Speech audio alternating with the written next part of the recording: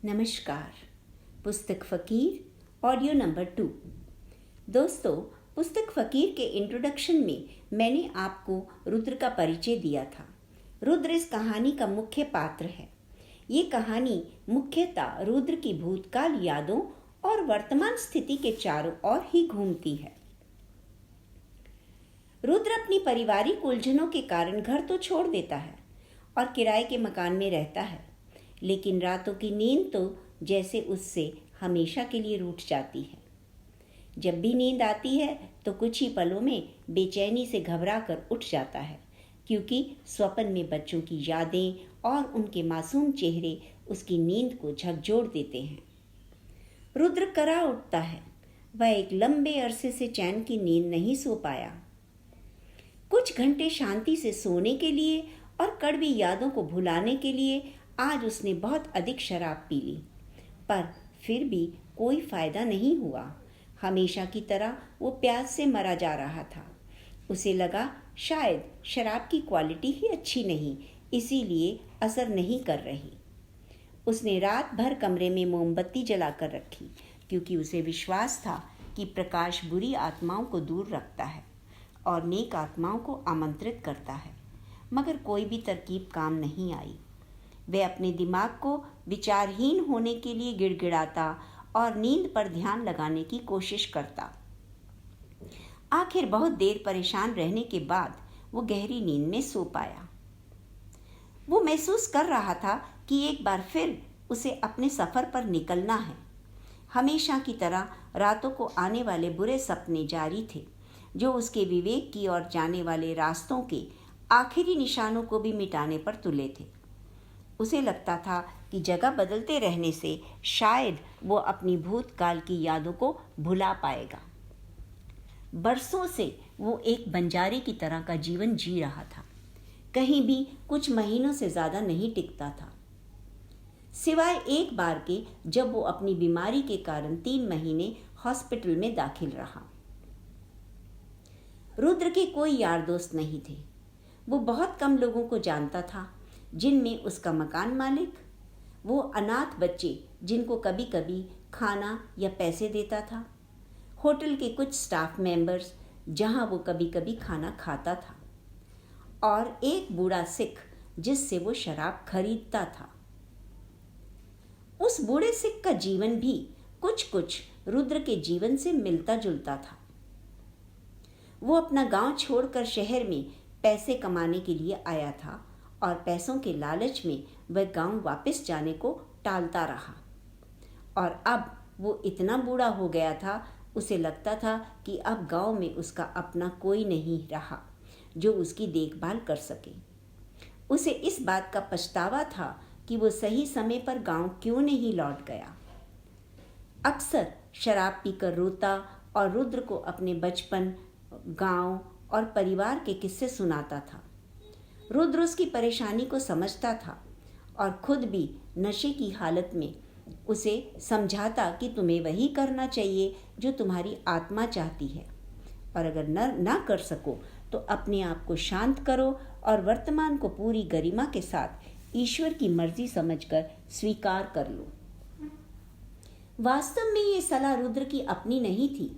ये तो उन देवदूतों की आवाज़ें थीं जो रुद्र को तब सुनाई देती थी जब रुद्र की आत्मा तो अपनी जड़ों के लिए तरसती थी, लेकिन वो जानता था कि उन्हें पाना तो इस जन्म में संभव नहीं। इस विवेकपूर्ण रास्ते को चुनने और उस पर चलने के लिए खुद को राजी नहीं कर पा रहा था, जहां उसे मन की शांति मिल सकती थी। जब दिल और आत्मा कहीं और रहना चाहें और शरीर को किसी भी वजह से उनसे दूर रहना पड़े तो जिंदगी जहन्नुम बन जाती है। दोस्तों, जहन्नुम जाने के लिए मरना नहीं पड़ता। ये तो मन की ही एक अवस्था होती है। अपने जीवन का बेहतरीन फैसला लेने के लिए बुद्धिमानी का सहारा लेना चाहिए और भाग्य या ईश्वर से जो भी मिले उसे पूरे सकारात्मक समर्पण के साथ स्वीकार कर लेना चाहिए। रुद्र ने काम करके काफ़ी बचत कर ली थी, इसीलिए 2 साल आसानी से निकल गए। लेकिन अब बचत इतनी ही थी कि कुछ महीनों से ज़्यादा नहीं निकल सकते। तो उसे लगा कि उसे फिर से काम करना पड़ेगा ताकि वो सभ्य जीवन जी सके, या फिर अपनी मनपसंद मॉल्ट विस्की में कुछ गोलियां मिलाकर चढ़ा जाए और इस दुनिया से कूच कर जाए। उसे दूसरा विकल्प ही बेहतर लगा, लेकिन वह नहीं चाहता था कि उसके आलोचकों को उसे और बदनाम करने का मौका मिल जाए, क्योंकि वो तो उसके जीने के लिए हवा और स्थान भी रोक देते यदि उनके बस में होता। अगर वह मर जाता तो उसके बच्चों के मन में भी उसकी तस्वीर बदल जाती। उसे दुनिया से कड़वे अनुभवों के अलावा किसी भी चीज़ की उम्मीद नहीं थी। वो जानता था कि जीना आसान नहीं, लेकिन फिर भी उसने ये चुनौती स्वीकार कर ली, जबकि उसकी बेटी उससे नफरत करती थी और बेटा तो ये मान ही चुका था कि वो उन्हें छोड़कर जा चुका है। ये सब सोचते सोचते वो अपना सामान बांध चुका था।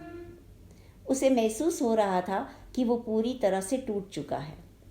उसने आखिरी बार कमरे को देखा, गणेश भगवान के चित्र को माथा नवाया और अपने कंधों पर झोले लटकाकर फिर कभी वापस ना आने की इच्छा से बाहर निकल गया। रुद्र एक विवेकशील इंसान था।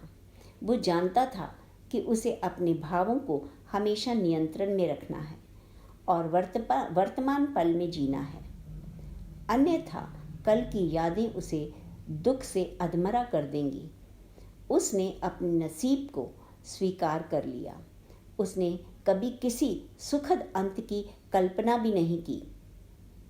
वह जानता था कि अपनी सुध बनाए रखने के लिए वर्तमान में जीना है। वो जो भी करे उसी में स्वयं को डुबो दे।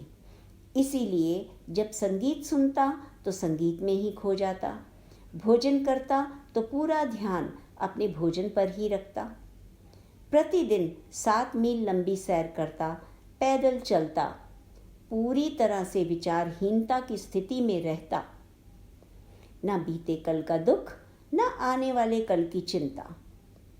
उसे सदा अपने अनंत और शाश्वत गुरु का स्मरण रहता।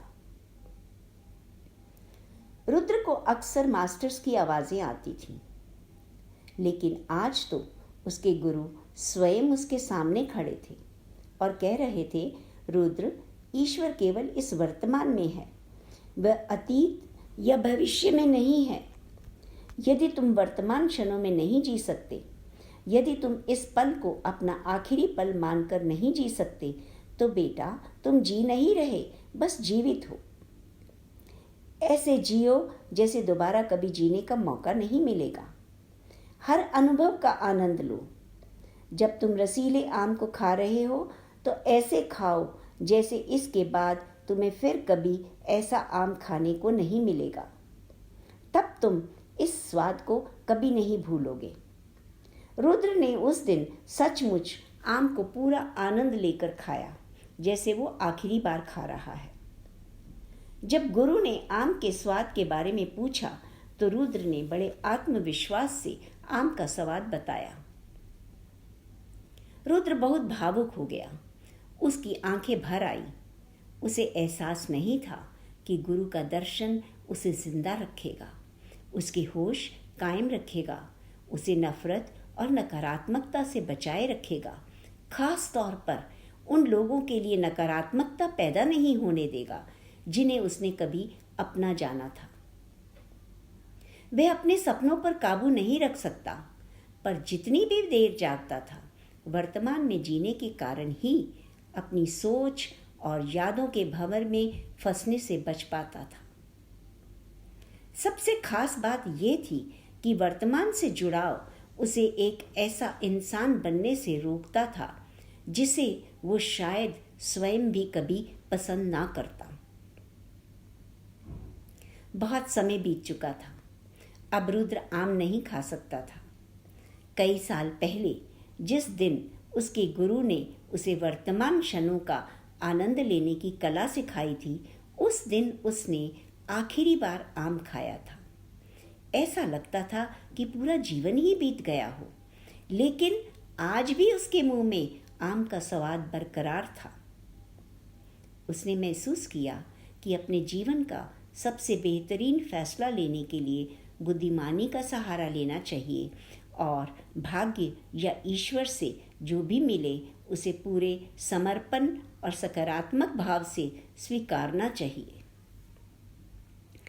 फ्रेंड्स, यहाँ लेखक ने रुद्र के द्वारा हमें कितनी सुंदर शिक्षा दी है।